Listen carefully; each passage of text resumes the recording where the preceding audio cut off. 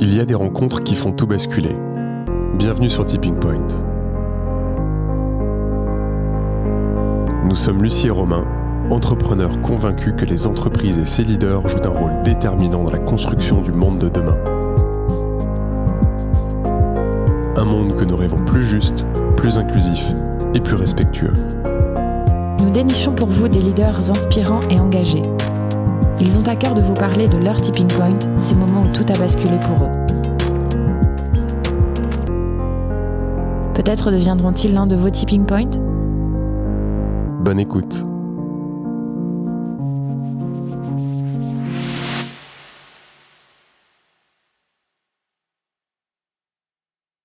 Eh bien, merci beaucoup Stéphanie d'avoir accepté notre invitation.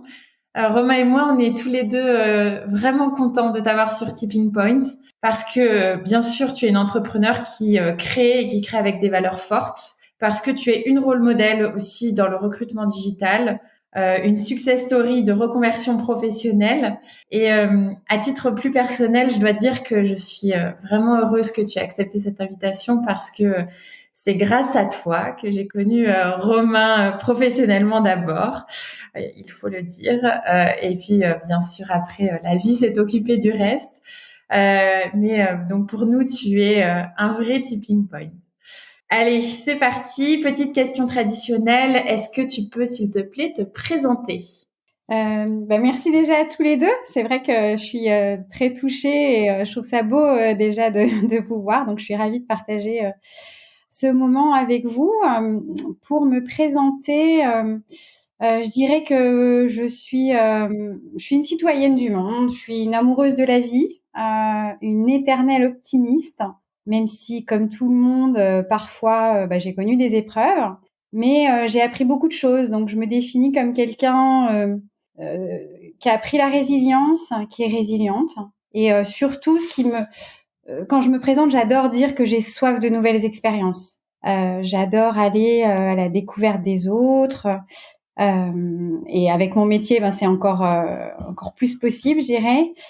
J'adore aller à la découverte du monde, de moi-même aussi. J'apprends beaucoup sur moi au fil du temps. Je me suis beaucoup intéressée au développement personnel. Ça a été un tipping point il y a quelques années. Je vous en parlerai plus tard. Et donc, je suis quelqu'un de très curieux. Je pense que le monde est plein de ressources, la vie pleine de possibilités de s'enrichir, de sources d'apprentissage, de partage, de rencontres. Et donc, voilà, je suis quelqu'un, je dirais, une actrice du monde et une actrice de ma propre vie. J'ai vraiment pour principe, quand je m'endors le soir, de me dire, ok, qu'est-ce qui a fait qu'aujourd'hui je suis différente d'hier, et le matin quand je me réveille, c'est peut-être un peu bête, mais je suis heureuse de me réveiller en me disant, ok, qu'est-ce qui m'attend aujourd'hui, qu'est-ce que je vais pouvoir découvrir, qu'est-ce qui va me permettre de m'enrichir, d'apporter aux autres, voilà, je suis émerveillée par tout ce qui peut se passer, même si parfois c'est dur, hein, ça je le reconnais aussi simplement. Voilà, donc je dirais voilà, je suis quelqu'un de résilient. Un truc qui est important pour moi aussi, c'est l'authenticité. C'est-à-dire que j'essaie vraiment toujours, quand je fais quelque chose, de rester alignée avec moi-même, et c'est ce qui me guide au quotidien. Ça veut dire quoi, rester aligné avec soi-même ? C'est bête, mais on l'entend beaucoup aujourd'hui. C'est quoi, toi, ta vision ? Ouais. En fait, en développement personnel, une des premières choses qu'on fait, alors moi j'ai même fait, j'ai une certification de coach en développement personnel que j'ai faite bien après d'ailleurs avoir fait du coaching sur les aspects business, mais parce que je me suis aperçue que par moment, quand on n'arrive pas à débloquer des choses d'un point de vue professionnel, ça vient souvent de causes personnelles.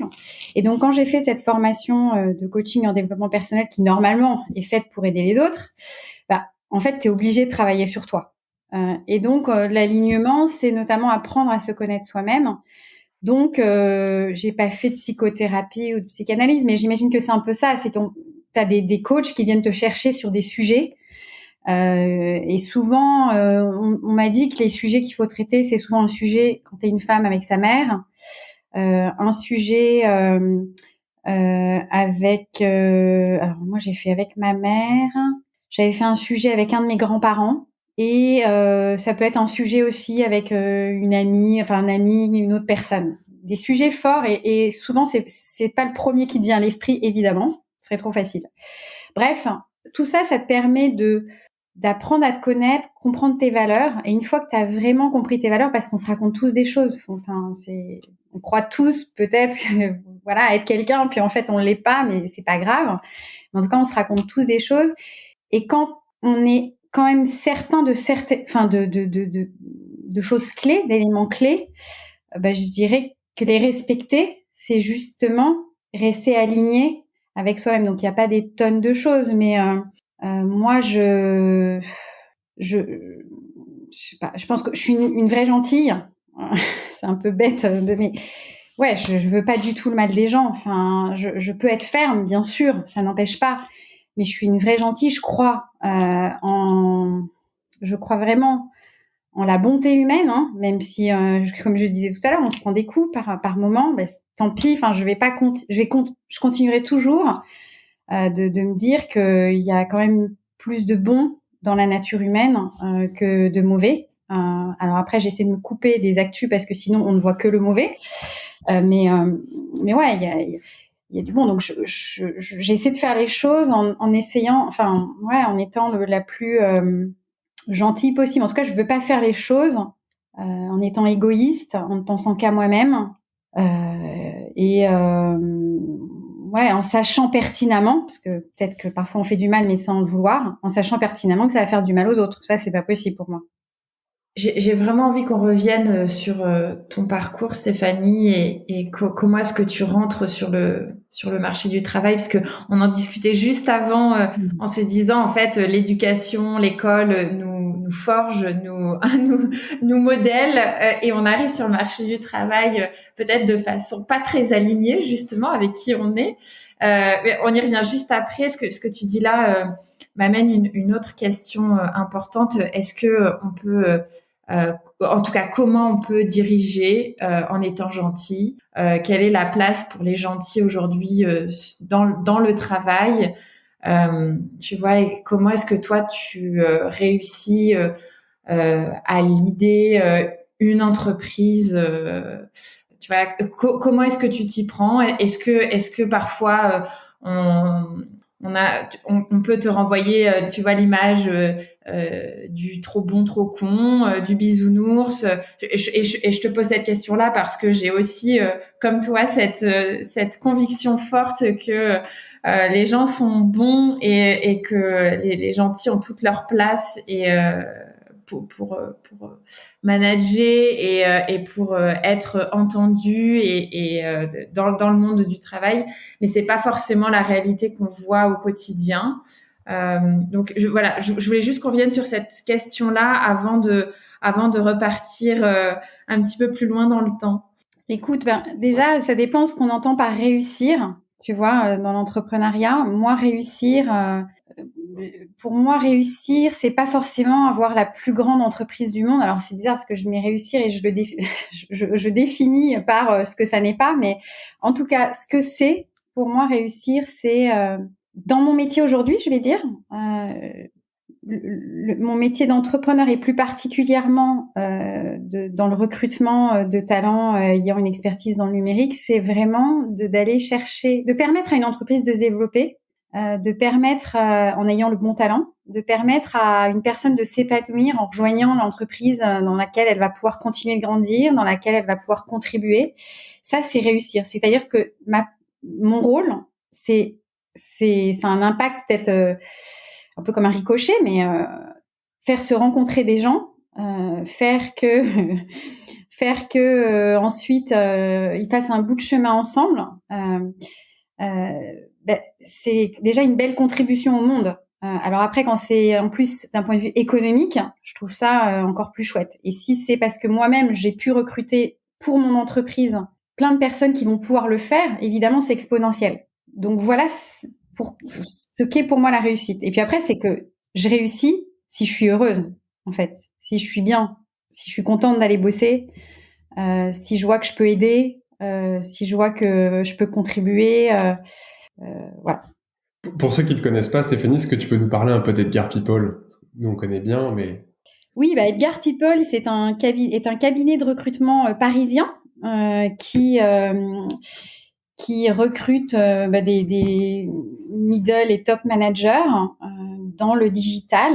Donc, le digital, alors la création date d'il y a 7 ans, hein, donc il y a 7 ans c'était un peu différent, mais aujourd'hui les métiers sur lesquels on recrute, ce sont des métiers autour du marketing digital, la communication digitale, tout ce qui concerne l'expérience client, tout ce qui concerne la data, tout ce qui concerne la transformation digitale au sens large. Donc ce sont vraiment des métiers d'experts, que ce soit pour le e-commerce ou pas, que ce soit pour des startups qui ont scalé ou pour des grands groupes. En fait, il y a besoin d'expertise pour continuer à croître et puis à croître, se développer. Et donc j'ai cédé la majorité du capital il y a 2 ans au groupe Menway. Donc maintenant, je fais partie d'un grand groupe. C'est pas un tipping point, mais c'est un point de bascule quand même. Ça change beaucoup de choses. Mais c'est aussi un nouvel apprentissage, je dirais. Une nouvelle expérience. Ça change quoi? Je dirais que je suis plus vraiment le pilote, en fait. Je suis un pilote, mais peut-être avec un pilote, mais je suis plus seule sur comment dire? Je suis dans un avion, mais maintenant on est une flotte. Donc c'est un peu différent. Je dois composer, je dois composer aussi avec d'autres. J'ai des obligations envers d'autres qui sont plus les mêmes. De toute façon, quand tu entreprends, évidemment, hein, on a tous des obligations. D'ailleurs, je trouve qu'on en a peut-être beaucoup plus que quand on n'entreprend pas, parce que en fait, on met pas pause. C'est 24 heures sur 24, hein, entrepreneur. Tu te réveilles, tu penses déjà à des trucs. Le week-end, tu penses, on pense tout le temps à son entreprise. Donc, il faut réussir quand même à déconnecter pour se ressourcer. Mais et là, au sein d'un grand groupe, en fait, il y a des obligations de reporting qui sont un peu différentes. Il y a une stratégie de groupe que j'avais pas avant. C'était la stratégie d'Edgar et point barre. Pourquoi tu cèdes la majorité d'Edgar? Alors c'est hyper long, mais il y avait beaucoup de raisons. En fait, c'est assez étrange, mais en 2014, lors de la création d'Edgar, je sais pas pourquoi, avec mon associé de l'époque, si je me souviens bien, on avait en tête à 5 ans, sûrement de revendre.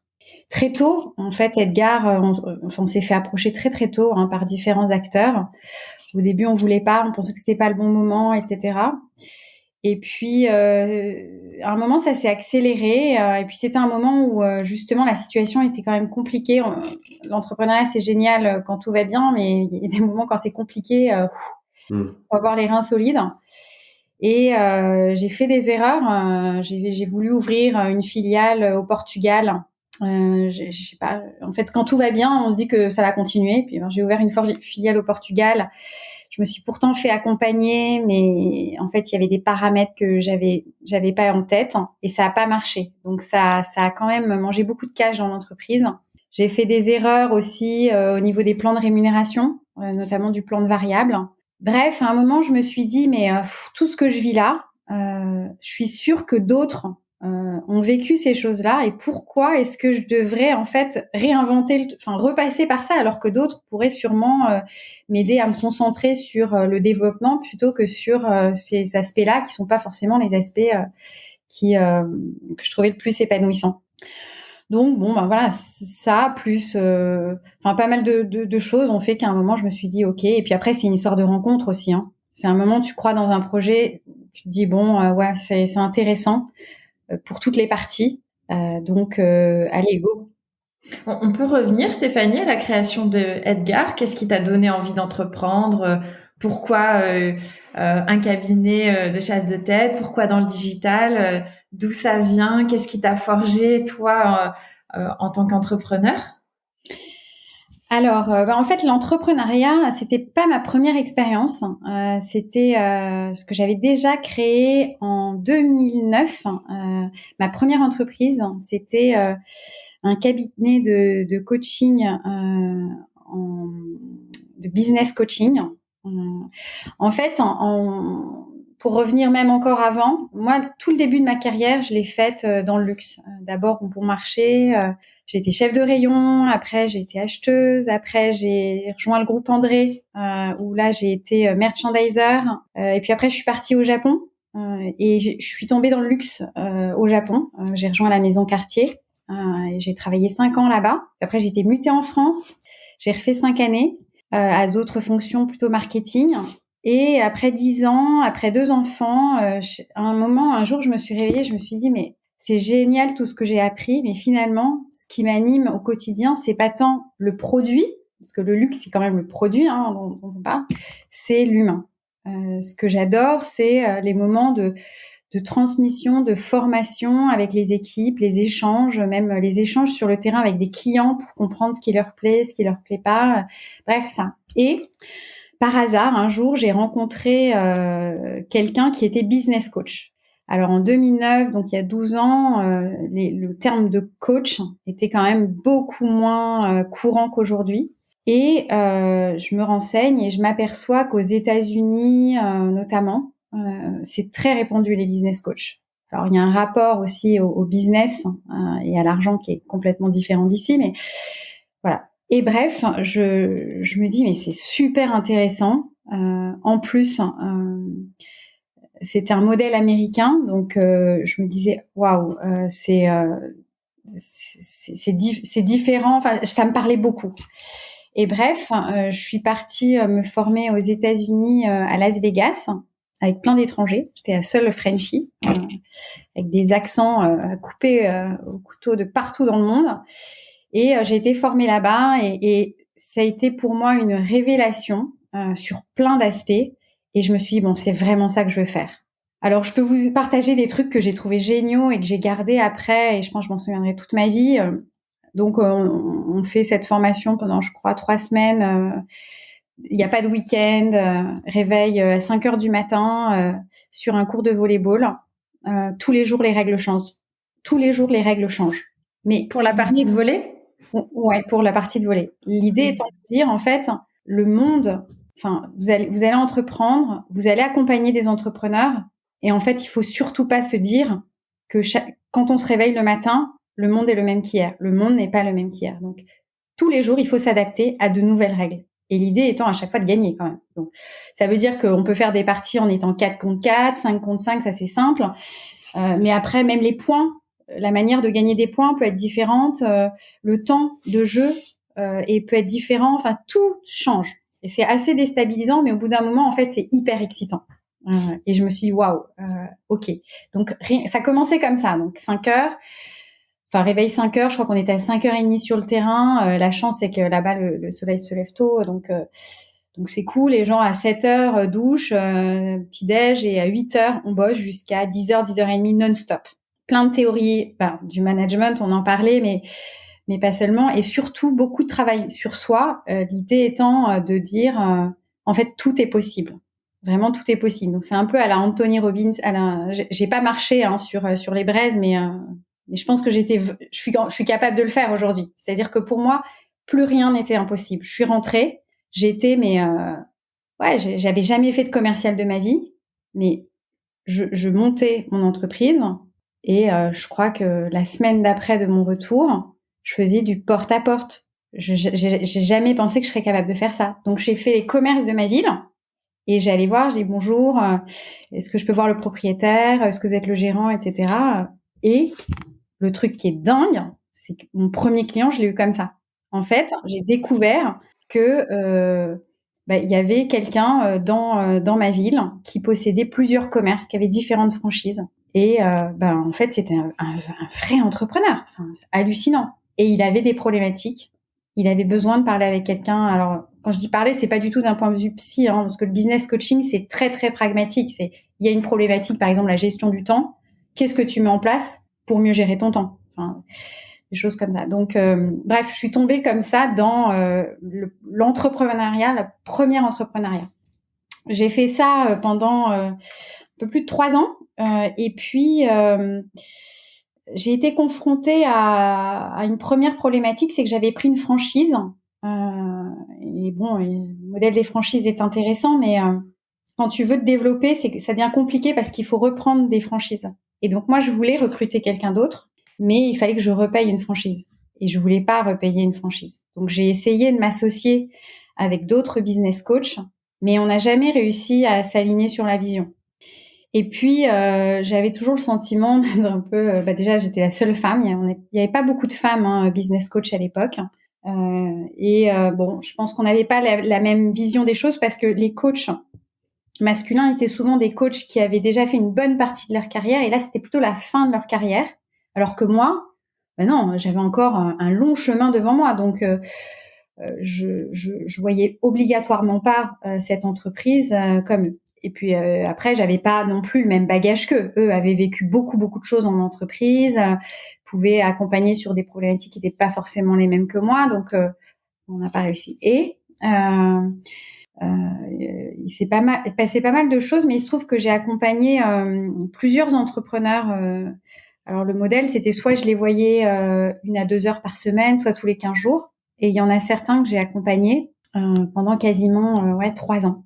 En fait, au départ, c'était sur plus une approche marketing, c'est quoi leur proposition de valeur, c'est quelle est leur offre, etc. Puis après, sur le commercial, à chaque fois, on part d'une problématique, une problématique. Et puis, le but du coach, c'est pas de donner un conseil, de lui dire ce qu'il doit faire à l'entrepreneur, mais vraiment de lui donner, de le faire réfléchir, de lui poser des questions qui vont lui permettre lui-même de trouver la solution.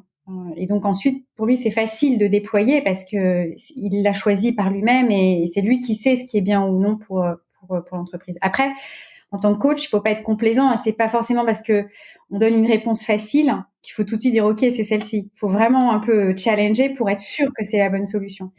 Et donc ces entrepreneurs-là, je les accompagne sur plein d'aspects et à un moment, heureusement d'ailleurs, leur entreprise se développait bien, ils ont besoin de recruter. Et j'ai découvert en fait le recrutement comme ça. Et j'ai trouvé ça super intéressant. Je me suis dit ah ouais, mais c'était je les ai accompagnés de manière très pragmatique, c'est-à-dire quand ils ont eu besoin de recruter, ils m'ont dit comment on fait.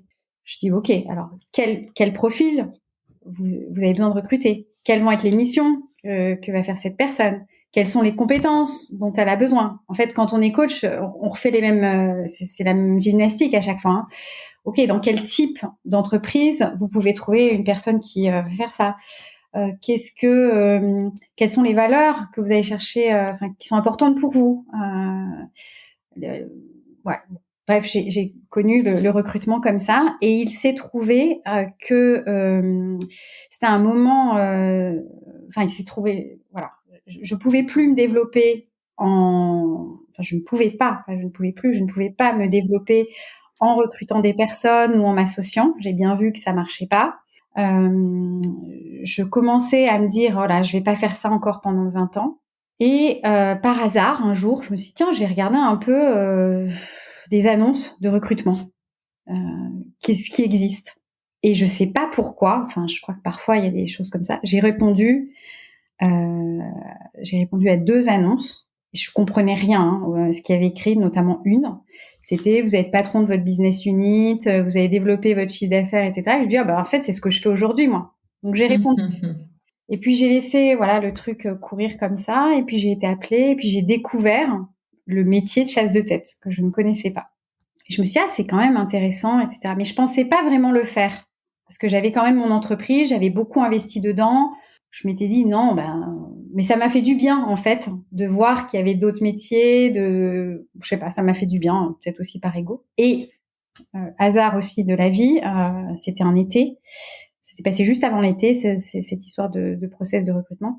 Et pendant l'été, notre fils aîné a eu un grave accident et en fait, à la rentrée, il avait besoin d'être suivi. Enfin, c'était très compliqué parce qu'il avait été, en fait, il était tombé, un truc tout bête pendant les vacances, tombé, il était dans le coma. Bon, c'était très compliqué, plongé en coma artificiel, etc. Et quand il s'est réveillé, il avait des séquelles et surtout, quand un enfant est alors il était en quoi, CE1, je crois, CP, CE1, et qu'il a été comme ça dans le coma, il peut plus aller dans la cour de récréation.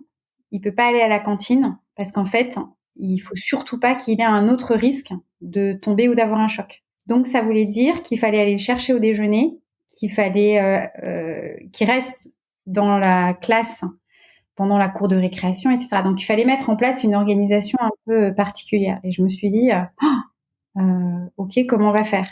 Et pendant combien de temps? Combien de temps ça a duré? Je crois que ça a duré facilement 6 mois. En fait, le temps qu'il soit suivi, je me souviens plus, mais peut-être 6 mois, 1 an. J'ai oublié, ça date maintenant. C'était en 2012. Et donc là, je me suis dit, ok, j'avais plus la tête à aller, entre guillemets, tous les jours, et d'être à fond pour mon entreprise. Je me suis dit, c'est pas possible. En fait, là, je vais pas y arriver. Mon mari était très occupé aussi. Donc, j'ai compris qu'en fait, il fallait que moi, je mette peut-être un peu ma carrière, je me mette un peu en retrait pour que je puisse être plus présente pour notre fils. Et là, je me suis dit, ok, en fait, retourner dans une entreprise, c'est peut-être la meilleure des solutions. Donc, évidemment, on avait quand même quelqu'un qui allait le chercher à l'heure du déjeuner, etc. Mais en tout cas, moi, le deal avec l'entreprise, c'était qu'à 6 heures, je m'en aille pour être très vite chez moi, pour pouvoir faire le relais. Et le matin, j'arrivais, très, très, c'est plus du tout la même chose. Je travaillais plus, 50 ou 60 heures par semaine. C'était vraiment très, très rythmé pour que notre fils soit bien, quoi, soit le mieux possible. Et c'est comme ça que j'ai rejoint un cabinet de recrutement. Donc, j'ai vraiment appris le recrutement à ce moment-là. Donc, je suis repartie dans le développement commercial parce que dans un cabinet, en fait, ce qu'il faut, c'est développer son portefeuille de clients. J'ai vu quelles étaient les techniques utilisées pour pouvoir trouver le bon talent. Et voilà. Et en fait, je suis pas restée très longtemps parce que j'ai été... je pense que c'était pas la bonne entreprise pour moi, mais aussi parce que j'ai été appelée par un autre cabinet et avec un projet peut-être qui me convenait plus, de management, etc. Puis il faut dire aussi qu'entre-temps, notre fils allait mieux, donc je pouvais repartir dans quelque chose d'un peu plus ambitieux. Voilà, donc j'ai fait ces 2 expériences-là, mais très vite, en fait, l'envie d'entreprendre est revenue. Je pensais pas, honnêtement, je pensais pas, mais très vite, en fait, je me suis dit, mais non, mais j'ai besoin d'être à 200%. Et je pense que vraiment, quand on entreprend, on est à 200%. Obligatoirement, c'est pas la même posture. Parfois, c'est fatigant, mais lors de ma première expérience dans le recrutement, j'avais rencontré quelqu'un qui était dans le recrutement depuis longtemps, Olivier, et qui me proposait peut-être de remonter quelque chose ensemble. Et c'est comme ça qu'est né Edgar. Et très vite, en fait, Edgar, on s'est dit, bon, ok, un cabinet de recrutement, il en existe des tonnes. Donc, comment est-ce qu'on peut émerger dans cet univers et de manière opportuniste, certes, puisque le digital était en pleine explosion, mais aussi par curiosité. Moi, ce que je disais au début, c'est vrai, c'est que je connaissais rien au digital. Et justement, en fait, c'était ça qui m'attirait. Je trouvais ça hyper intéressant d'aller me confronter à ces nouveaux métiers, à ces nouveaux environnements. Et donc, on est parti comme ça sur la création d'Edgar, en s'appuyant notamment sur les codes du digital et beaucoup sur les réseaux sociaux, la communication, un ton un peu décalé, proche des candidats, de la communauté de candidats qu'on adressait. Tu disais tout à l'heure, en créant Edgar, on avait tout de suite pour l'idée de revendre la société. Pour quelle raison tu t'es dit, c'est quoi, c'est ton âme d'entrepreneuse qui te dit, monte un truc, fais 4 ans, revends, remonte un truc, fais 5 ans, revends? Je sais pas, franchement, je sais pas. Je ne me souviens plus pourquoi on s'était dit ça. Mais je pense que c'était un idéal aussi de se dire, si on revend, c'est que quelque part on a réussi. Donc c'est resté bien ancré. Et donc quand après 5 ans, j'ai vu qu'il y avait de plus en plus de de cabinets qui nous approchaient, je me suis dit, ok, ben en fait, c'est le bon timing, quoi. Ça, plus le fait qu'il y avait pas mal de problématiques difficiles à gérer, plus la croissance, en fait, finalement, la croissance, je trouve qu'elle est plus compliquée à gérer que quand elle est assez rapide que le reste. Ouais, tout ça a donné lieu à cette association. Tu peux nous en parler justement de la gestion de la croissance rapide? Qu'est-ce que ça veut dire pour une organisation? Comment on gère? Quelles sont les problématiques qui émergent? Alors moi, je vais parler pour nous, parce que je sais pas du tout si, enfin, je pense qu'il y a des moments où ouais, j'aurais dû mieux gérer. L'idée, c'était tous les bénéfices, on les a toujours réinvestis dans l'entreprise, notamment dans le recrutement de personnes. Le recrutement tel qu'on le fait, c'est que de l'humain. Donc les coûts, c'est quoi? C'est des gens, quoi. Et plus t'as de personnes, plus tu peux adresser de prospects, remporter des missions et puis in fine facturer. Donc on a tout mis dans les hommes et les femmes qui nous ont rejoints. Avec une idée, c'était vraiment d'avoir une culture d'entreprise très proche de celle des startups. Alors, c'était pas une volonté d'avoir, mais j'ai vu après que c'était vraiment une culture très proche des startups, notamment dans l'état d'esprit, basé sur la responsabilisation, l'autonomie, un projet partagé, le bien-être des collaborateurs au centre. L'idée étant que si on est content d'aller bosser le matin, en fait, c'est bien pour tout le monde. C'est bien pour nos clients, c'est bien pour les candidats, c'est bien pour l'entreprise, c'est hyper agréable de se retrouver le matin. Enfin, ouais. Et c'était pas forcément quelque chose que moi j'avais beaucoup connu dans mes expériences précédentes. Donc j'avais vraiment envie de créer une boîte dans laquelle j'aurais rêvé de bosser. C'était important. Alors depuis, j'ai beaucoup lu là-dessus parce que c'est très utopique en fait quand on démarre, mais on se rend pas compte à quel point c'est compliqué. Et je continue de lire beaucoup parce que je crois que c'est aussi comme ça qu'on apprend. Et on a testé pas mal de choses qui ont parfois réussi, parfois moins.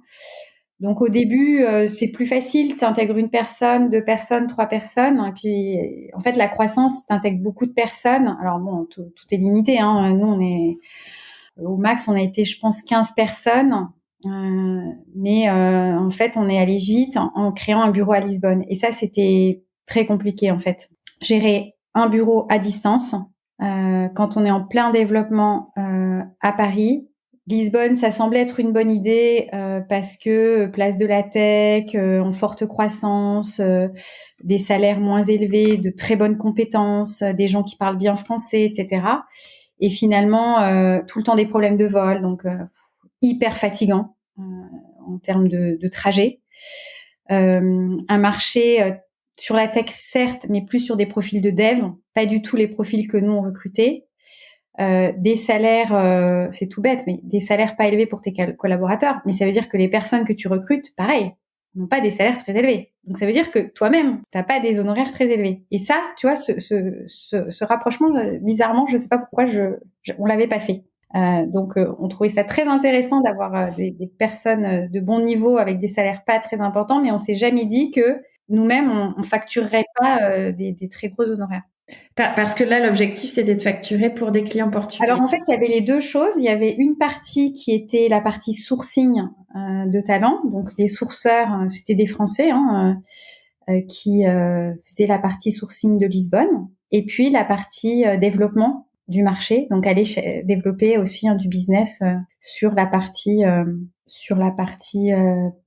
au Portugal. Et donc, ce qui a pas marché, c'est la distance. Alors, aussi, demander à des consultants à Paris de travailler avec des sourceurs, même français, à Lisbonne, c'était pas si évident que ça.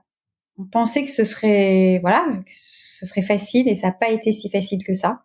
Pour certains, ça a même été très compliqué, donc ça a créé des tensions. Je vous ai parlé de la distance, on parlait de la croissance, je suis désolée, mais là, du coup, j'ai perdu le fil. Juste pour revenir, parce qu'à un moment, tu dis on a testé pas mal de choses. Tu peux nous en parler un peu là des choses que tu as testées des choses qui ont bien pris, qui ont bien fonctionné, puis des choses où c'est un peu capoté? Alors, les choses qui ont bien fonctionné, par exemple, très vite, on s'est aperçu que notre métier, c'est un métier hyper routinier. Et ça, c'est pas bon, en fait.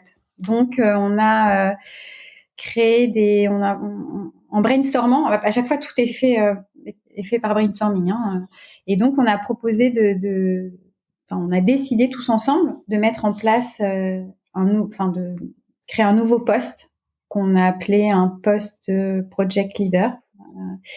Et l'idée étant qu'une personne devienne lead sur un sujet. Donc, ça peut être un sujet très simple, hein, comme, je sais pas, l'expérience candidat. Ça peut être, je sais pas, la satisfaction client. Enfin, donc c'est très business. Puis ça peut être des sujets beaucoup plus sympas, genre, je sais pas, la vie au bureau. Et donc, cette personne, en général, c'était sur un trimestre, devenait leader sur un projet. Et après, elle était honneur de A à Z. Donc, si elle avait besoin de faire appel à d'autres personnes de l'équipe, elle le faisait. Elle gérait son projet comme elle voulait. L'idée étant de tenir informé tout le monde de l'avancée et puis surtout qu'il y a un rendu, qu'on voit quelque chose là-dessus. Donc ça a très bien marché. Ce qui a bien marché, c'était la mise en place du Chief Happiness Officer. Je crois que c'était toi, Romain, d'ailleurs, qui nous avait inspiré là-dessus, d'ailleurs. Donc, on avait mis ça en place par trimestre, c'est-à-dire qu'il y avait une personne de l'équipe qui s'auto-désignait Chief Happiness Officer. Et donc, la seule chose que j'avais dite, c'est OK, en fait, tu as un budget de 50 € par personne par trimestre. Et donc, selon le nombre de personnes, ça faisait un budget plus ou moins important, évidemment, à gérer, avec un tableau très transparent où tout était rentré. L'idée étant de créer quelque chose pour l'équipe, pas quelque chose qui te fait plaisir à toi, hein, mais vraiment au plus grand nombre. Et donc, on a eu le droit à on a vécu plein de trucs super sympas qui ont beaucoup renforcé la cohésion d'équipe. Ça, c'est les 2 exemples qui me viennent. Après, je pense que ce qui a moins marché, c'est que ça, c'est génial. Sauf que quand tu as une personne de l'équipe qui devient manager, en fait, c'est une manager de ses copains. Et ça, c'est beaucoup moins facile, en fait, à gérer au quotidien. Je pense que c'était moins facile pour les managers qui avaient du mal à se positionner. Et moi-même, j'ai pas bien réussi à les accompagner. En fait, ça me semblait évident que tu peux faire la part des choses entre un ami mais c'est pas du tout évident.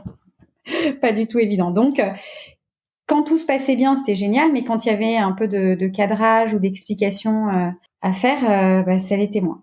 Ce qui a moins bien marché aussi, mais ça dépend des personnes, c'est que nous, très tôt, on a mis en place du télétravail. Hein. Ça me semblait normal. En fait, pour moi, c'est pas l'endroit où tu travailles qui importe, c'est ce que tu produis. Et tout le monde a joué le jeu, mais il suffit d'une personne qui joue pas le jeu et voilà, ça remet en cause beaucoup de choses. Donc ça a pas marché.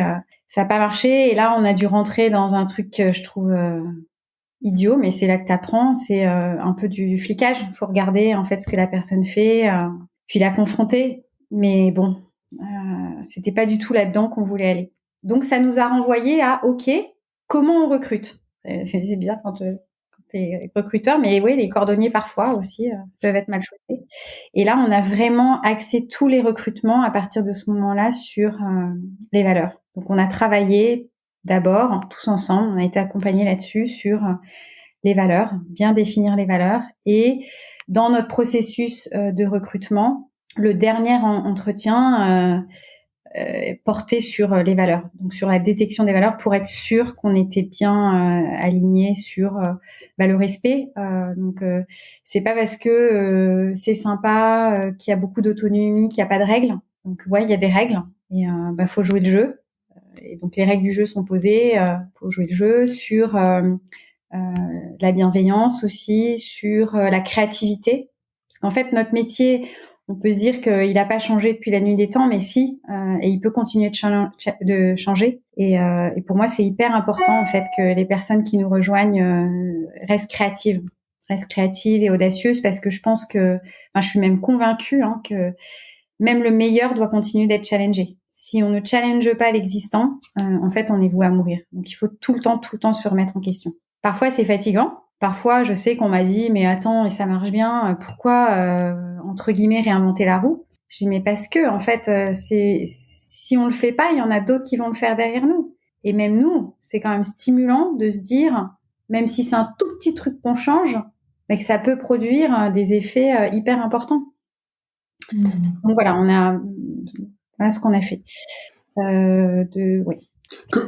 Par rapport à celui-là qui a un comportement un peu dissident, comment est-ce que tu gères en matière de communication auprès des autres qui, eux, jouent le jeu, respectent la règle, implicite ou explicite? Comment est-ce que ça se passe par rapport...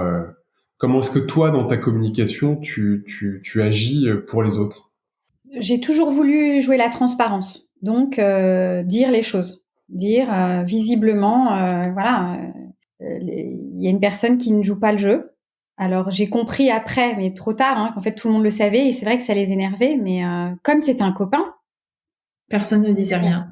Mais en même temps, ça les énervait quand même. Ils voyaient bien que et en fait, malheureusement, et c'est pour ça que je pense que j'ai mal géré, mais ça a conduit à une rupture parce que il y avait plus de confiance. C'est-à-dire que moi, j'accorde très facilement ma confiance, mais à partir du moment où effectivement, c'est ce que tu disais tout à l'heure, je m'aperçois que c'est trop bon, trop con, c'est pas possible.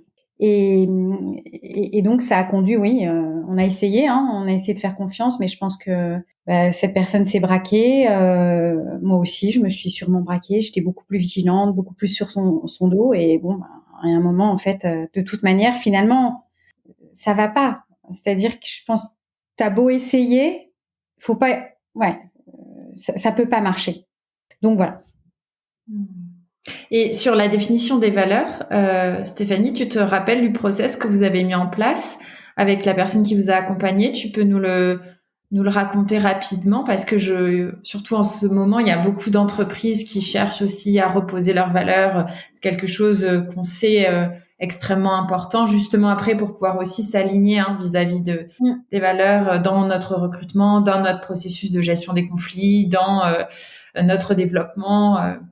Alors la première, on l'a fait 2 fois parce que je pense que ça évolue quand même justement au tout démarrage. Les valeurs sont pas forcément les mêmes qu'après. La première fois, le consultant nous avait fait travailler. Je t'avoue que je me souviens plus. Non, je me souviens plus. Et la deuxième fois, on l'a fait nous-mêmes.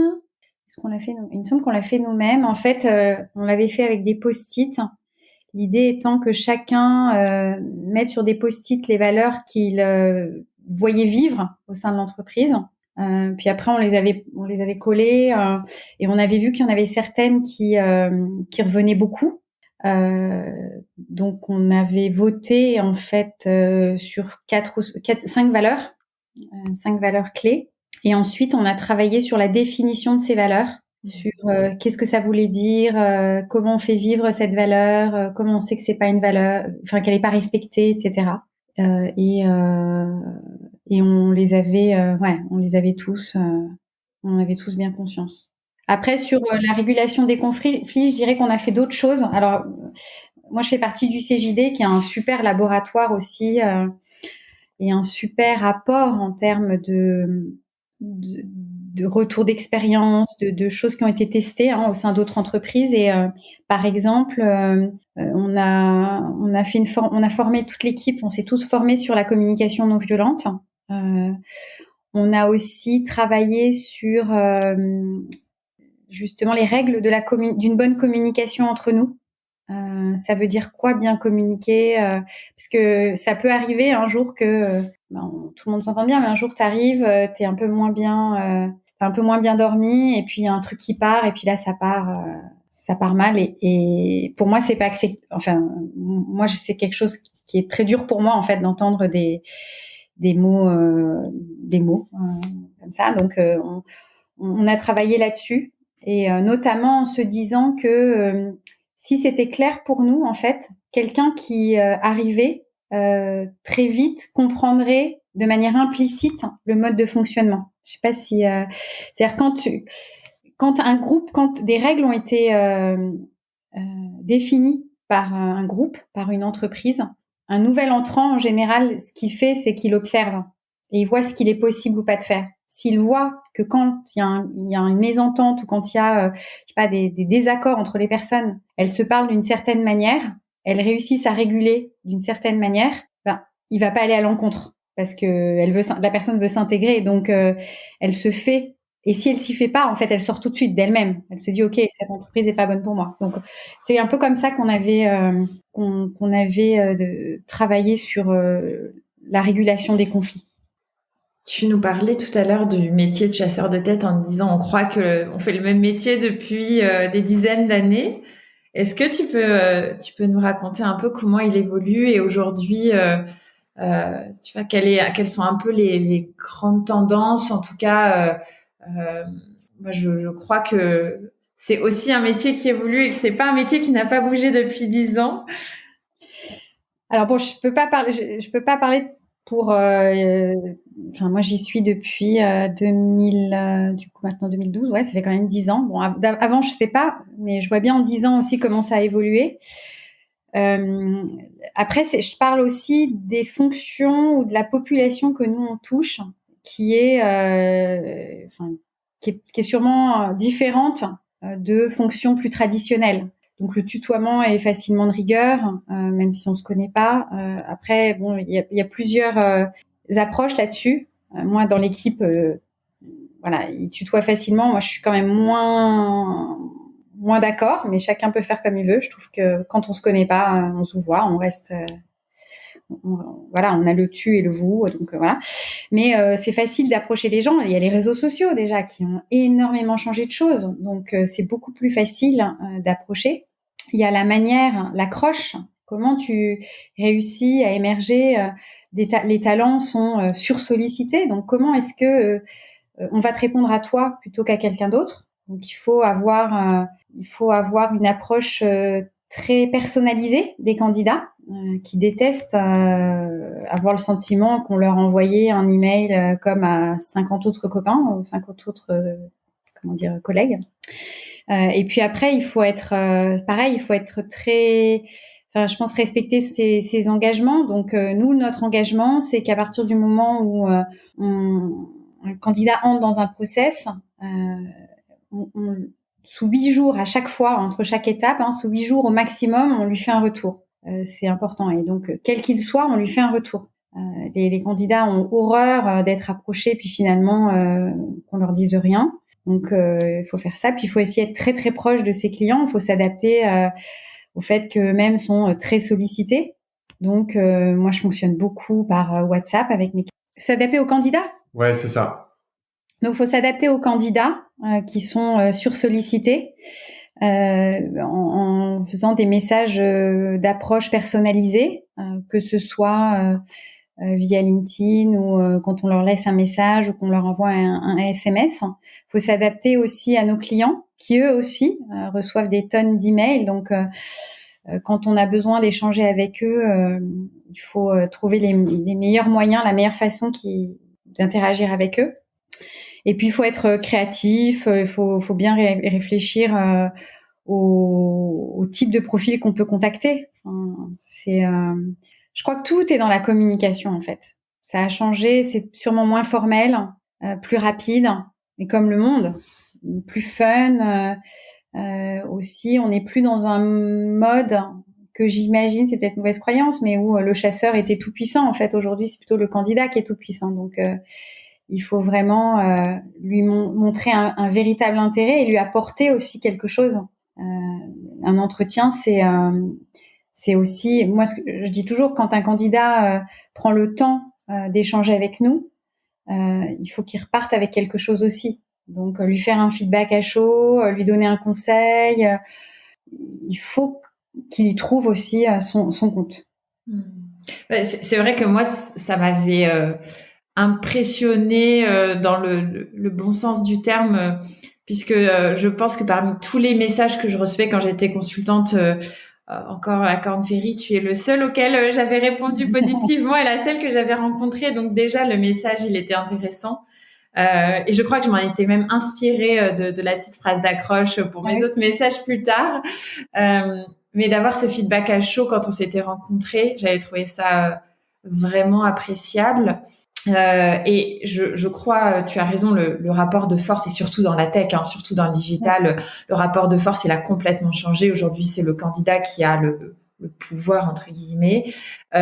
Comment est-ce que toi, tu réussissais à garder dans l'équipe le mindset conquérant, le mindset positif aussi, parce que je crois que c'est un métier qui est très difficile, en tout cas qui est parfois assez ingrat, où on fait énormément d'efforts, on écrit les meilleurs messages, on arrive à capter des super candidats, et puis on est quand même dépendant à un moment de l'extérieur aussi, de la volonté du candidat de dire oui ou de dire non, ou de peut-être d'accepter autre chose malgré tout ce qu'on a fait pendant des mois et des mois pour réussir à trouver la bonne personne, et on peut être très déçu à la fin, à la toute fin. Et je le vois dans l'équipe aussi à Link Value, quand on a tout donné et que finalement la personne rejoint pas l'équipe, ça peut être extrêmement émotionnellement compliqué à vivre. Et donc toi qui en manager plein des recruteurs, comment est-ce que tu as réussi, ou comment tu réussis même encore aujourd'hui, tu vois, à garder cette envie. Je sais que c'est un métier passion, en tout cas ça doit être un métier passion, mais comment tu gères ces moments émotionnels compliqués? Bon, il y a un point qui est important, c'est la culture d'entreprise et l'esprit d'équipe. Donc ça aide beaucoup. Notre métier, on dit toujours, c'est un peu le roller coaster. Donc voilà, il faut réussir à dire aussi quand ça va pas, quand on est dégoûté. Je pense que voilà, il faut se lâcher. Puis après, il y a l'équipe qui est là aussi pour te soutenir. Il y a cette force qu'on a en nous. Je parlais de la résilience tout à l'heure. Je crois qu'un recruteur pas résilient, en fait, il s'épuise et il souffre énormément. Donc ça. Il y a des moments où on n'a qu'une envie, c'est d'hurler, parce que on avait trouvé la perle rare pour l'entreprise. Ça peut être, je sais pas moi, l'entreprise finalement qui met trop de temps à faire une offre, ou il y a une autre entreprise qui arrive entre-temps. Enfin, il y a tellement de raisons qui peuvent faire capoter un recrutement.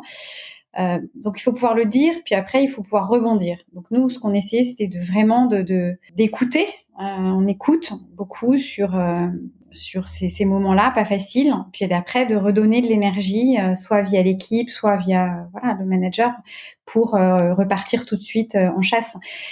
Retenir chez Edgar, en tout cas, on a peu de problèmes. Les gens, les collaborateurs, quand ils partent, en général, ils partent au sein d'une start-up, parce que c'est plutôt la culture dont ils ont besoin et qui est la plus proche de celle d'Edgar.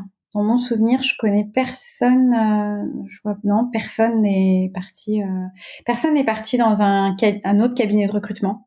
À chaque fois, en fait, je sais, ils se sont tous faits, ou ils se font tous énormément chasser. Mais ils me disent qu'ils retrouvent pas, en fait, le même état d'esprit.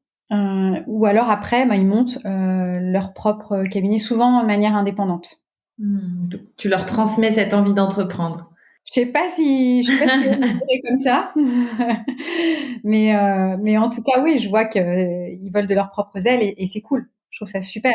Et c'est vrai que moi, c'est quelque chose qui est important pour moi, de donner ce goût d'entreprendre. On parle beaucoup là des soft skills en ce moment, et notamment dans les grandes tendances de recrutement, dans les grandes trends du recrutement. Qu'est-ce que tu observes toi aujourd'hui? C'est quoi les soft skills qui sont les plus demandés par tes clients ou par le marché? Alors depuis l'année dernière, on parle encore plus de résilience, de capacité d'adaptation qu'avant, je trouve. C'est assez normal, en fait. Il y a beaucoup d'entreprises là qui ont demandé beaucoup d'adaptation à leurs collaborateurs, au full télétravail, sur plein de choses, réfléchir autrement pour pouvoir rebondir, ou pouvoir continuer d'exister pendant cette crise. Non, c'est les deux que je vois le plus. Après, on parle, nous, beaucoup de math skills, plutôt. parce que bon, les hard skills, c'est assez facile à évaluer. Les soft skills, finalement, c'est un peu toujours les mêmes qui sont demandés. Faut un bon sens relationnel, une bonne capacité à travailler en transverse, un bon esprit d'équipe. On reste beaucoup là-dessus. Mais là, ce que je trouve plutôt encourageant, c'est d'aller chercher aussi des profils un peu plus out of the box, ou en tout cas qui ont quelque chose qui sort un peu du lot. T'as un exemple? Oui. Alors après, bon, c'est parce que ça me parle plus, mais quelqu'un qui a je sais pas moi, dès son école, commencé à monter une boîte. Même si finalement ça a duré 1 ou 2 ans et que ça n'a pas marché, c'est pas commun. Donc ça révèle un esprit entrepreneurial qui peut intéresser certaines structures. Donc ça peut être ça. Après, ça peut être plus sur un plan sportif, d'avoir je sais pas moi, fait plusieurs marathons ou des trails, je sais pas, la diagonale du fou. Ça peut être quelqu'un qui s'investit mais vraiment dans du bénévolat sur quelque chose vraiment qui est pas commun. C'est pas juste la petite ligne que tu mets, genre je fais de la randonnée, ou enfin, j'ai rien contre ça. Moi-même, j'en fais de la randonnée, mais de manière vraiment complète. Enfin, c'est une vraie compétence en fait. On développe aussi quelque chose parce qu'on s'est beaucoup investi dans ce hobby ou cette passion extra professionnelle. Les mad skills, c'est ça, ce que tu appelles. Ouais, mais après, c'est un peu nul, comme je trouve, mad, parce que je sais pas pourquoi. Bon, c'est américain, ils ont appelé ça mad skills, mais ouais, on en parle de plus en plus. Intéressant. Aller chercher autre chose. C'est ce que j'appelle, moi, un peu le côté out of the box. Ça marche. Stéphanie, tu nous disais tout à l'heure que tu bosses beaucoup sur toi. Comment est-ce que tu progresses? Comment est-ce que tu continues de progresser au quotidien? Ouais, progresser, je pense qu'il y a des plateaux. Hein. C'est très. Je lis beaucoup. Je me forme beaucoup. Je lis. Ouais, je lis beaucoup. Je regarde des vidéos. Je vais écouter vos podcasts aussi. Il faut. J'échange beaucoup aussi avec d'autres. Je prends du feedback. Je pense que ce qui me fait progresser, même si c'est pas toujours facile, c'est essayer bizarrement, de pas prendre trop les choses personnellement. C'est-à-dire que après, on apprend beaucoup justement dans les moments compliqués, où quand on se prend un commentaire, voilà, plutôt qui te remet en cause par ton équipe ou par tes clients ou par un candidat. Mais sur le coup, bon bah évidemment, j'encaisse. Puis après, vraiment d'y réfléchir et de me dire ok, qu'est-ce qui fait que on a pu penser ça, qu'est-ce que j'aurais pu faire autrement, qu'est-ce que je vais tester la prochaine fois. Donc pas prendre personnellement. Puis aussi, je me dis bon, je sais pas pourquoi cette personne à ce moment-là, dans quel état d'esprit elle était. C'est-à-dire que ça se trouve un autre moment, en fait, on aurait pu échanger de manière différente. Ça aurait pu être plus positif. Après, ce que j'essaie toujours, c'est quand quelque chose m'a interpellée, c'est de revenir dessus. Par exemple, si je sais pas, qu'est-ce que je pourrais dire, j'ai pas en tête un exemple, et pourtant, mais quelqu'un de l'équipe me dit ouais là, t'as mal géré. Bon, sur le coup, je vais encaisser. Mais après de revenir, j'ai ok. Quand t'as dit ça, qu'est-ce que t'as voulu dire, toi, qu'est-ce que t'aurais fait, d'essayer de comprendre, d'échanger pour faire un avis. Après, ce qui est toujours compliqué quand on est chef d'entreprise, c'est que moi, j'ai toujours le sentiment qu'en fait, tu nais chef d'entreprise et que tu dois tout savoir et que tu peux pas faire d'erreur. Mais moi, je dis toujours, mais en fait, je suis comme tout le monde. Enfin, si j'étais salarié, ce serait pareil. Je continue d'apprendre. Donc oui, je vais faire des erreurs. Je vais essayer d'en faire, en tout cas, qui mettent pas en péril l'entreprise, ni l'équipe, ni voilà, le business. Mais je vais en faire des erreurs. Donc, faut que je teste des choses. Faut qu'on en discute pour essayer d'en faire le moins possible. Mais c'est pas inné d'être chef d'entreprise. Et comment l'erreur, elle est jugée justement dans une structure où où tu disais, moi j'ai une bande de copains et je connais, parce qu'on a une population qui est assez similaire, qui est assez jeune. Tu dois avoir quoi, 29, 30 ans de moyenne Ouais. d'âge. Comment comment tu fais face à cette à leur retour? Comment est-ce que c'est géré? Ben, je pense que ça dépend des moments, mais quand l'équipe est bien soudée, qu'on a bien recruté, tout le monde est bienveillant, et il suffit d'une personne pour que finalement ça ne le soit plus. Donc c'est arrivé que par moment, en fait, je vois bien que il est suffi d'une personne pour quelque part quasiment retourner toute l'entreprise. Et c'est un truc que j'arrive pas à comprendre, parce que je me dis que, en plus, je suis hyper optimiste. Mais comment, en fait, une personne négative peut faire autant de mal alors qu'une personne positive n'arrive pas à faire autant de bien? Et donc, c'est ça, c'est identifier la personne qui va pouvoir, qui pourrait être néfaste. Essayer évidemment qu'il n'y en ait pas. La première des choses, c'est ça. Et puis après, je pense que quand l'équipe est soudée, tu as toujours des personnes qui t'alertent, en fait. Parce qu'elles veulent, elles, le bien de l'entreprise. Et lui, comment il se protège ou comment il est protégé du groupe? Parce que ça peut être vécu comme une trahison par le groupe. Bah, à chaque fois, en fait, ça s'est réglé, la personne est partie. D'accord. Mais ça fait quand même du mal. C'est que pendant un moment, tant que tu le vois pas, tant que c'est un peu la contrepartie de de la gentillesse ou tu vois, de la foi que je peux avoir dans l'humanité. C'est-à-dire qu'au départ, pour moi, la personne est bien, donc je veux pas voir. C'est vrai que je peux être aveugle, je ne veux pas voir qu'il puisse y avoir des personnes mal intentionnées ou qui veuillent du mal, voilà. Bon, alors après, j'essaie le plus vite possible de rectifier le tir. Tu le sais, on attache pas mal d'importance à témoigner aussi un peu des galères d'entrepreneurs.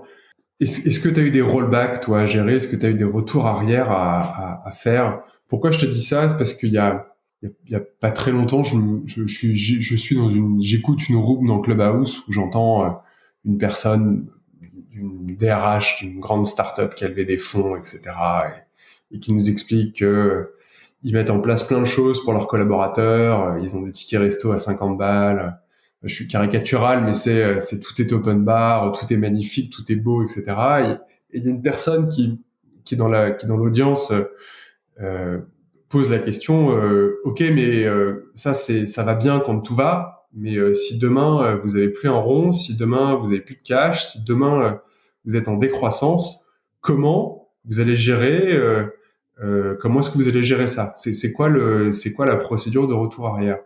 Et la personne fait une réponse qui moi me satisfait pas, c'est vous inquiétez pas, on fait confiance dans les valeurs et grâce à nos valeurs, il n'y a pas de problème, tout ira bien. Alors, moi, je suis un peu comme toi, je suis hyper optimiste et je pense que les valeurs, c'est effectivement un ancrage fort de l'entreprise. Mais il y a un moment, quand il n'y a plus de pognon, quand c'est la décroissance, quand c'est le bazar total, t'es parfois obligé de revenir en arrière. Est-ce que toi, t'as eu Ouais, ça? j'ai Est-ce eu que ça. t'as déjà vécu ça?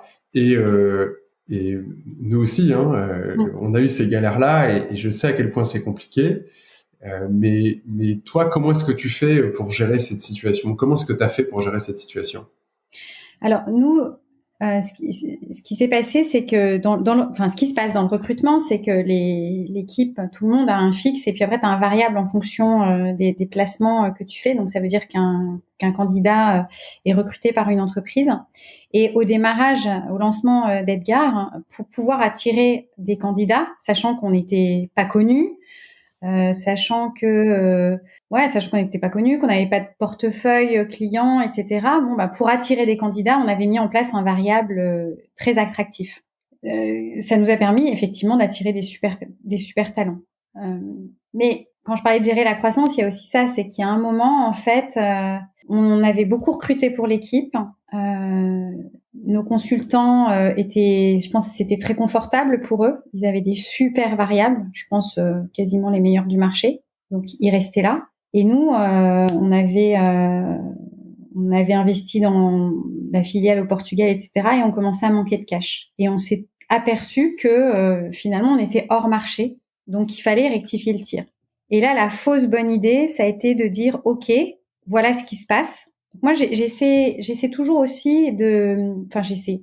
c'est important pour moi, entre guillemets, de transmettre une culture financière à l'équipe. Donc, d'être transparente sur les coûts, sur tout.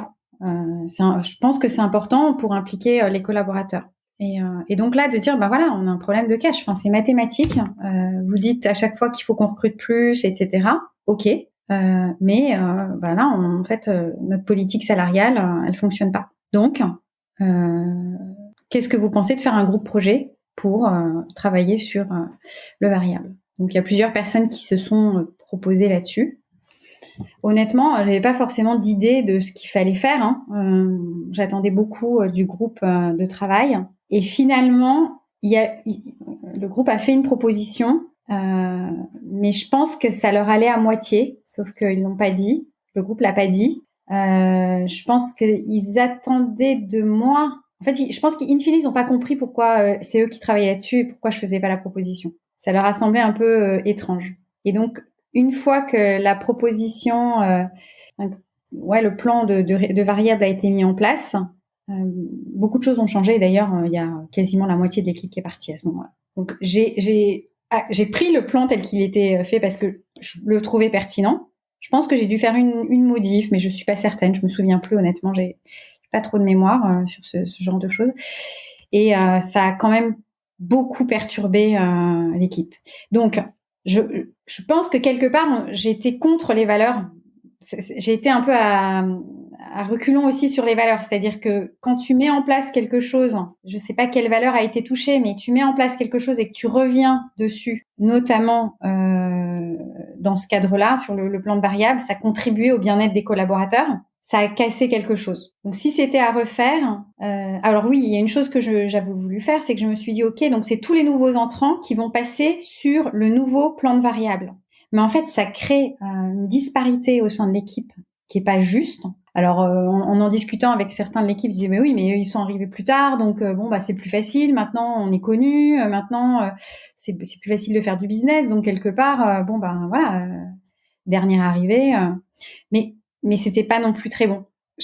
Donc voilà. Donc moi je pense que à ce moment-là, finalement, ce qu'on aurait dû faire, c'est sûrement mettre en place une partie stock options ou trouver un modèle différent pour continuer d'impliquer sans mettre autant d'accent sur ce variable et sur cette forte baisse de variable.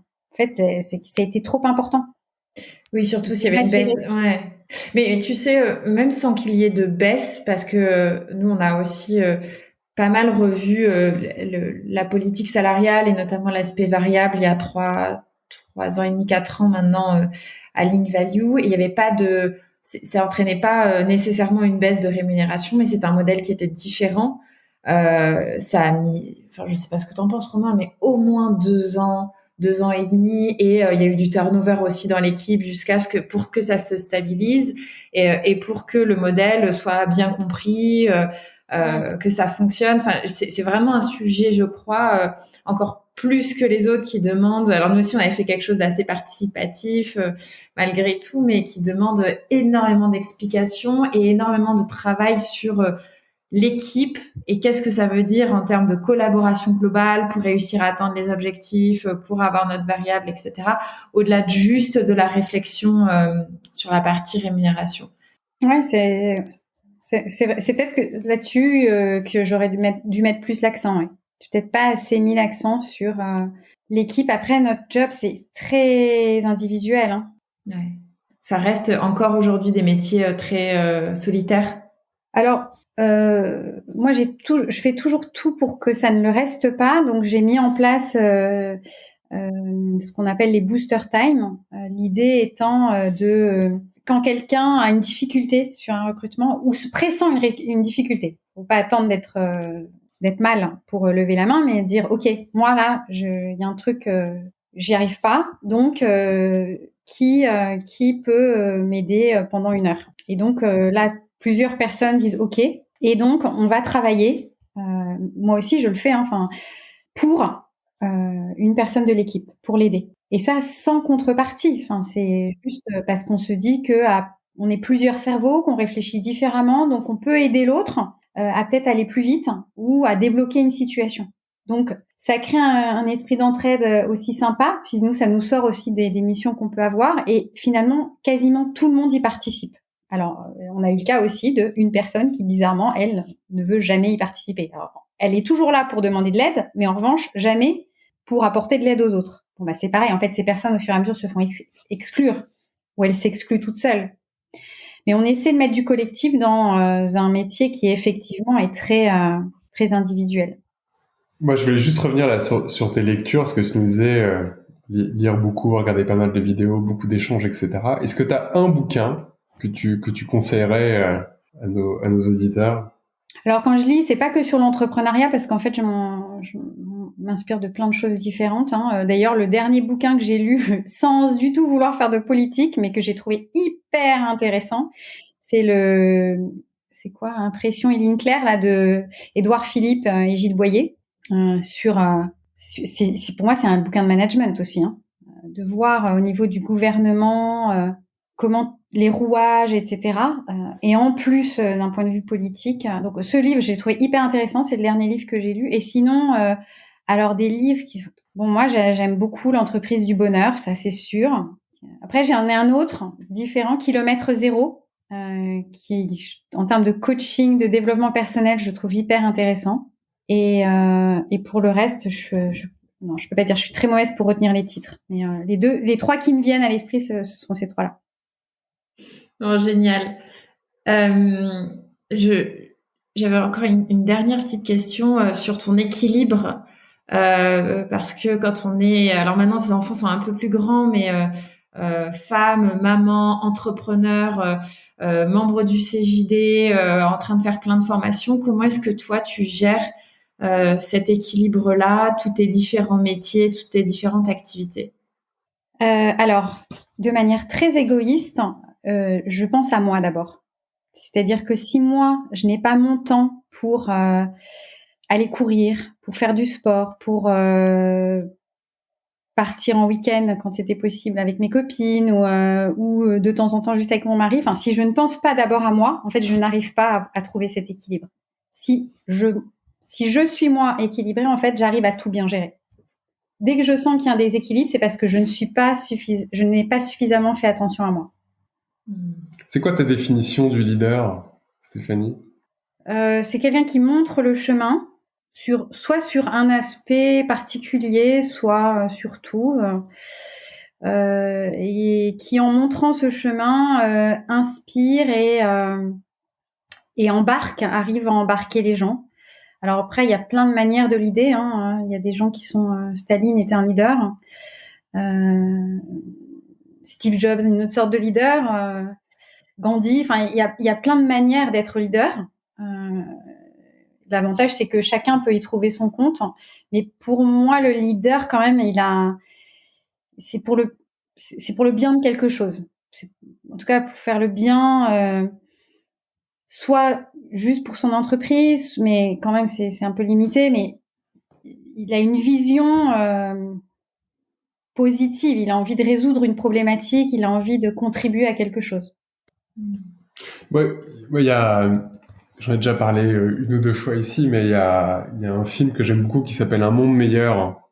Je sais pas si tu l'as vu, ce film. Non, je crois pas. Avec Kevin Spacey. Et donc en fait, c'est un professeur des écoles qui interroge les gamins en disant voilà, vous devez tous demain revenir avec une idée qui va construire un monde meilleur. Et un gamin arrive en disant voilà, moi j'ai une idée, c'est si chacun aide gratuitement 3 personnes, en 10 ou 12 fois, on a la capacité de couvrir toute la planète et le truc fait un truc gigantesque et ça prend une proportion dingue aux US.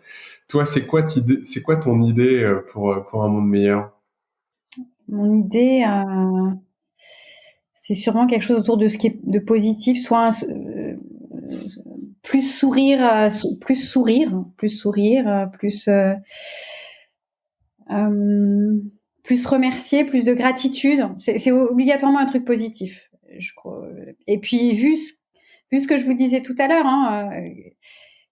un élément négatif peut faire tellement plus de mal qu'il en faut sacrément des gens positifs pour réussir à répandre cette atmosphère et cet état d'esprit. Donc, je crois que faut y aller. Faut sacrément y aller. En tout cas, sur le sourire et la bonne humeur, je te rejoins parce que tu sais, on dit que on prend l'humeur des 5 personnes qu'on côtoie le plus au quotidien. C'est souvent ce qu'on entend et en tout cas moi qui suis une éponge aussi, j'aime que les gens aient le sourire et on peut dire que ça va pas, mais on a aussi le devoir d'envoyer des sourires et du positif autour de nous. Genre, je te rejoins là-dessus. À qui tu donnerais le bâton là maintenant le relais? À qui tu passes le relais, Stéphanie, s'il y a une ou un leader qui toi t'inspire et que tu aimerais entendre sur Tipping Point? S'il y a un leader qui m'inspire. Oh là là, mais alors attendez, là, il y a tellement de... Qui pourrait m'inspirer un entrepreneur ou n'importe quel leader? N'importe quel leader, on a entendu et on entendra, tu vois, des sportifs de haut niveau, des entrepreneurs, des sociologues qui réfléchissent. Ça peut être vraiment, en tout cas, on a à cœur de faire témoigner des gens différents, mais qui construisent un monde un peu meilleur. Peut-être un grand chef. Alors je sais pas lequel, hein, mais un grand chef parce que je trouve que c'est pareil en termes de leadership. Il y a sûrement beaucoup à apprendre. Et puis j'ai l'impression aussi il y a beaucoup de croyances autour du monde de la cuisine, du leadership en cuisine. Donc je pense que c'est intéressant. En revanche, je connais personne, donc je peux pas vous. Je peux pas. Moi, je peux en dévoiler un. Moi, je rêve d'avoir Thierry Marx. Ah bah oui, ouais. On va faire du lobbying alors. C'est ça. C'est ça. Allez, Ouais. Tipping Point. Non, mais si quelqu'un nous écoute et connaît quelqu'un qui connaît Thierry Marx, peut-être on peut s'entraider. Oui, voilà. Ouais. Non, mais bon, après, je voulais revenir, Lucie, sur ce que tu disais. C'est vrai que le sourire est important. Après, c'est pas grave aussi d'avoir des moments où on est un peu down. Et moi, je sais que le CJD m'aide beaucoup là-dessus. D'ailleurs, je conseille à tous les entrepreneurs pour briser cette solitude du dirigeant, parce qu'elle est là, de trouver des clubs ou des cercles. Alors, je sais pas très heureux comme terme, mais pour pouvoir échanger, partager. Et c'est aussi ça qui fait grandir. Et c'est aussi ça qui permet de surmonter les périodes plus difficiles. Parce que finalement, même s'il existe des tonnes de livres, même s'il existe des tonnes de podcasts, de vidéos, etc., finalement, on connaît tous les mêmes galères. Donc, pouvoir en parler avec d'autres, ça permet de rebondir plus rapidement et de moins se sentir seul. C'est clair. Bon, merci beaucoup Stéphanie. Merci à tous les deux. C'était vraiment top. Merci parce que je crois que tu as été hyper transparente et authentique dans le partage à la fois de tes galères, des solutions, des réflexions, de ce que tu mets en place pour toi, pour ton entreprise, pour l'organisation, pour la société, dans tes réussites aussi, avec une très grande humilité. Parce que voilà, nous, Edgar People, on vous connaît bien, on a pas mal bossé ensemble et je ne saurais que recommander d'appeler Stéphanie pour vos recrutements. Et c'est pas de la fausse pub que je veux faire, c'est vraiment c'est très sincère ce que je dis là. Merci pour tout parce que tu vois, moi il y a un mot qui me vient, c'est super. C'est super femme, super maman, super chef d'entreprise, super entrepreneur. Avec, t'arrives à faire de l'extraordinaire, je trouve, en étant, en restant dans une place finalement très ordinaire ou avec cette humilité dont je parlais, que moi je trouve impressionnante. Et c'est toujours très agréable d'avoir des grands leaders qui soient hyper humbles. Donc pour tout ça, merci. Merci d'avoir partagé, merci d'avoir accepté notre invitation. Merci à vous. J'espère qu'on se reverra très bientôt et qu'on pourra voyager. Bon, merci beaucoup à tous les deux et puis longue vie à Tipping Point. C'est super aussi de pouvoir écouter d'autres entrepreneurs partager et je trouve ça bien que je trouve ça super que vous ayez eu cette idée. finalement, c'est simple. Je suis désolée, c'est simple, mais il fallait le faire. Et vous l'avez fait, donc c'est cool. Merci à vous deux. Top. Merci Stéphanie. Merci Stéphanie. C'est fini pour aujourd'hui. Nous espérons que cet épisode vous a inspiré. Retrouvez toutes les infos et les épisodes sur notre site tippingpoint.fr, tipping-point.fr. Si vous avez aimé, n'hésitez pas à partager l'épisode le plus largement autour de vous et à mettre 5 belles étoiles pour nous aider à nous faire connaître. À bientôt!